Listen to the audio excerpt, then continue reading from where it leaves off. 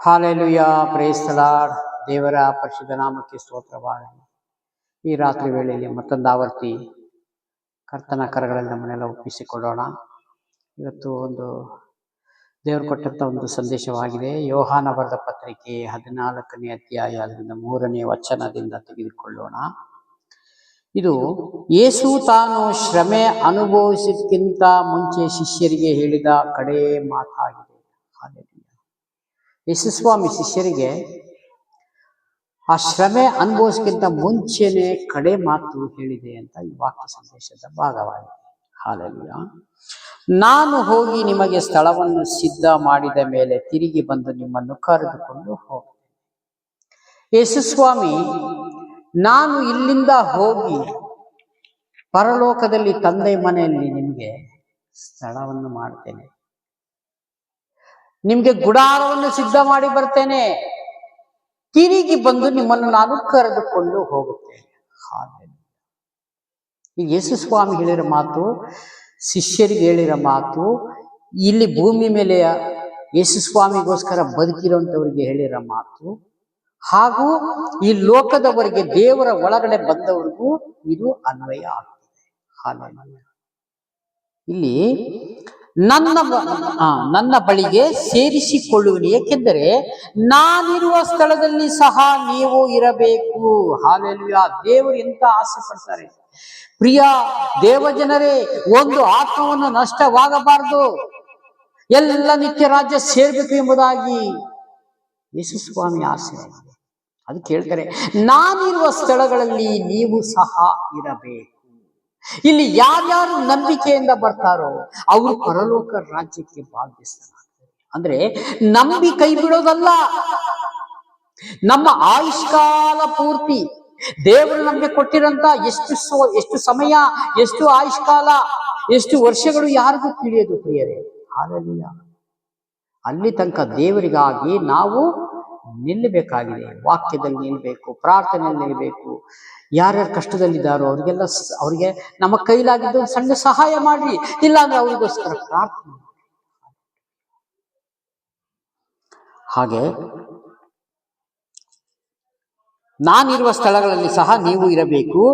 ನಾನು ಹೋಗುವ ಸ್ಥಳದ ಮಾರ್ಗವು ನಿಮಗೆ ತಿಳಿದದೆ ಅಂದನು.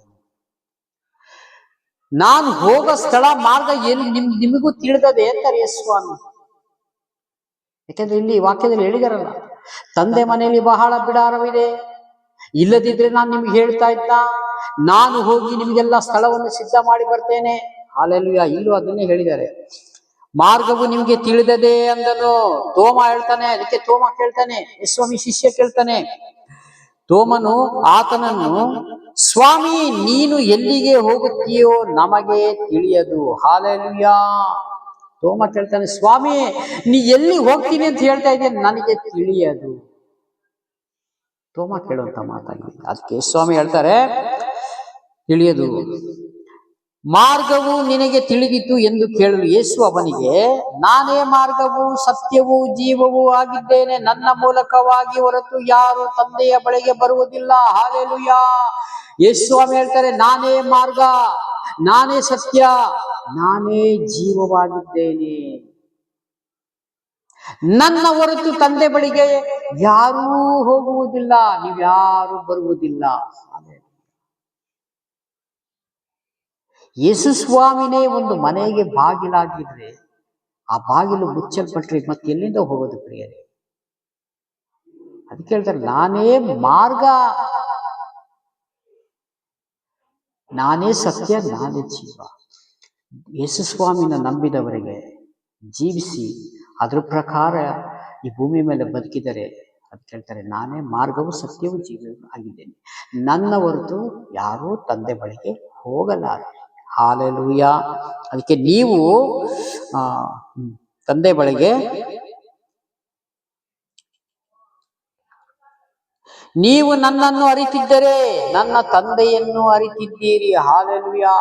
ಯೇಸು ಹೇಳ್ತಾರೆ, ನೀವು ನನ್ನನ್ನು ಅರಿತಿದ್ದರೆ ತಂದೆಯನ್ನು ತಿಳಿದಿದ್ದೀರಿ. ಹಾಲೆಲೂಯಾ. ಅದಕ್ಕೆ ಈಗಿನಿಂದ ಆತನು ಅರಿತುಕೊಂಡಿದ್ದೀರಿ. ಈಗಿನಿಂದ ಈ ವಾಕ್ಯನ, ಈ ಮಾತು ಹೇಳಿದ ಮೇಲೆ ತಂದೆಯನ್ನು ನೀವು ಅರ್ಥ ಮಾಡಿಕೊಂಡಿದ್ದೀರಿ. ಹಾಲೆಲೂಯಾ. ಅದೇ ರೀತಿಯಾಗಿ ಈ ಭೂಮಿ ಮೇಲೆ ಇವತ್ತು ವಾಕ್ಯವನ್ನು ಅರ್ಥ ಮಾಡಿಕೊಂಡು ಅದ್ರ ಪ್ರಕಾರ ಜೀವಿಸಿದಂಥವರು ಪರಲೋಕದ ರಹಸ್ಯದ ಗುಡಾರ್ಥ ಮಾತುಗಳನ್ನು ದೇವರು ನಿಮ್ಗೂ ನಮಗೂ ಗೋಚರಪಡಿಸಿದ್ದಾರೆ ಪ್ರಿಯರೇ. ಹಲ್ಲೆಲೂಯಾ. ನಾವಂತೂ ದೇವರ ವಾಕ್ಯದಲ್ಲಿ ಇದ್ದು ಸೇಫ್ ಆಗಿದ್ದೀವಿ ಅಂತ ಅಂದುಕೊಂಡಿದ್ದೀವಲ್ಲ, ಅದೇ ರೀತಿಯಾಗಿ ಅನೇಕ ಜನರಿಗೂ ಸ್ವತಃ ದೇವರು ಕಲಿತಾ ಇದ್ದಾರೆ. ನಿಮಗೆ ತಿಳಿದಿರಂತ ದೇವರ ಸತ್ಯಾರ್ಥವನ್ನು ಮತ್ತೊಬ್ಬರಿಗೆ ತಿಳಿಯಪಡಿಸಿರಿ. ಹಲ್ಲೆಲೂಯಾ. ಮತ್ತೊಬ್ಬರಿಗಾದ್ರೆ ಸುವಾರ್ತೆ ಮುಖಾಂತರ ತಿಳಿಸಿರಿ, ನಿಮ್ಮ ಸಾಕ್ಷಿ ಮುಖಾಂತರ ಅವರಿಗೆ ತಿಳಿಸಿರಿ. ಹಲ್ಲೆಲೂಯಾ. ನಾನು ಅಷ್ಟೇ ಕೆಲವೊಂದು ಕಡೆ ಸುವಾರ್ತೆಗೆ ಹೋಗ್ಬೇಕಾದ್ರೆ ನನ್ನ ಸಾಕ್ಷಿ ಹಿಡಿದುಕೊಂಡು ದೇವರು ನನ್ನ ಬಾಳಲ್ಲಿ ಮಾಡಿದ ಮಹತ್ ಕಾರ್ಯಗಳನ್ನೆಲ್ಲ ಅವರು ಮುಂದೆ ಪ್ರಕಟ ಮಾಡುವಾಗ ಅವರು ಅಯ್ಯೋ ಈ ಥರ ಎಲ್ಲ ಆಯ್ತಾ ಪುತ್ತಾರೆ, ಈ ಥರ ಆಯ್ತಾ ಸಹೋದರ ಅಂತ ಕೇಳೋರು ಬಹಳ ಜನ ಇದ್ದಾರೆ.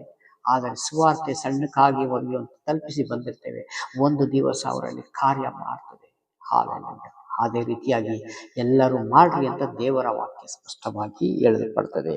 ಆತನನ್ನು ನೋಡಿದ್ದೀರಲ್ಲ ಎಂದು ಹೇಳಿದನು. ಫಿಲಿಪ್ಪನು ಕೇಳ್ತಾನೆ, ಸ್ವಾಮಿ ನಮಗೆ ತಂದೆಯನ್ನು ತೋರಿಸು, ನಮಗೆ ಅಷ್ಟೇ ಸಾಕು ಅಂದನು.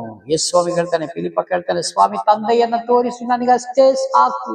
ಹಲ್ಲೆಲೂಯಾ. ಆಗ ಸಾಕು ಅಂದನು. ಯೇಸು ಅವನಿಗೆ, ಫಿಲಿಪ್ಪನೇ, ನಾನು ಇಷ್ಟು ದಿವಸ ನಿಮ್ಮ ಸಂಗಡ ಇದ್ದರೂ ನೀವು ಇನ್ನೂ ನನ್ನನ್ನು ಅರಿತುಕೊಳ್ಳಲಿಲ್ಲ. ನನ್ನನ್ನು ನೋಡಿದವನು ತಂದೆಯನ್ನು ನೋಡಿದ್ದಾನೆ. ಹಲ್ಲೆಲೂಯಾ. ಯೇಸು ಸ್ವಾಮಿ ಹೇಳ್ತಾರೆ, ಫಿಲಿಪ್ಪನೇ, ನೀನು ಇಷ್ಟು ಸಲ, ಇಷ್ಟು ದಿವಸ, ಇಷ್ಟು ಸಂಗಡ ನಿನ್ನ ಜೊತೆಲಿದ್ದೀನಿ, ನಿನ್ನ ಅರ್ಥ ಮಾಡ್ಕೊಂಡಿಲ್ವಾ? ನೀನ್ ನನ್ನನ್ನು ನೋಡಿದರೆ ನನ್ನ ತಂದೆಯನ್ನು ನೋಡಿದ್ದೀಯ. ಅಂದ್ರೆ ತಂದೆ ಒಳಗೆ ನಾನು, ನನ್ನೊಳಗೆ ತಂದೆ ಇದ್ದಾರೆ ಅಂತ ಅರ್ಥ. ಹಾಗಾಗಿ ಯೇಸು ಸ್ವಾಮಿಯನ್ನೇ ನಾವು ನಂಬಿಕೊಂಡು ಅದ್ರ ಪ್ರಕಾರ ಜೀವಿಸೋಣ. ಈ ಕೊಟ್ಟಂತ ಸಂದೇಶಕ್ಕಾಗಿ ಸ್ತೋತ್ರ ಮಾಡಿಕೊಂಡು ಚಿಕ್ಕ ಪ್ರಾರ್ಥನೆ ಮಾಡಿ ಮುಕ್ತಾಯ ಮಾಡೋಣ.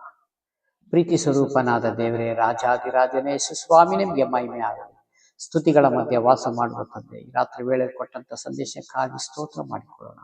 ಕಷ್ಟದಲ್ಲಿ, ದುಃಖದಲ್ಲಿ, ಸಮಸ್ಯೆಗಳಲ್ಲಿ ಯಾರ್ಯಾರು ದೇವರೇ ಎಲ್ಲ ಇದ್ದಾರಪ್ಪ, ಅವ್ರಿಗೆಲ್ಲರಿಗೂ ಸ್ವಾಮಿ ಬಿಡುಗಡೆ ಕೊಡು ಸ್ವಾಮಿ. ವಾಕ್ಯ ಉಪದೇಶವನ್ನು ಸಾರಲ್ಪಟ್ಟಿದ್ದ ಪ್ರಾರ್ಥಿಸ್ತೇವೆ ಯೇಸು ನಾಮದಲ್ಲಿ ತಂದೆ. Amen. God bless you. Praise God. ದೇವರೆಲ್ಲರನ್ನು ಆಶೀರ್ವದಿಸಿ. ಆಮೆನ್.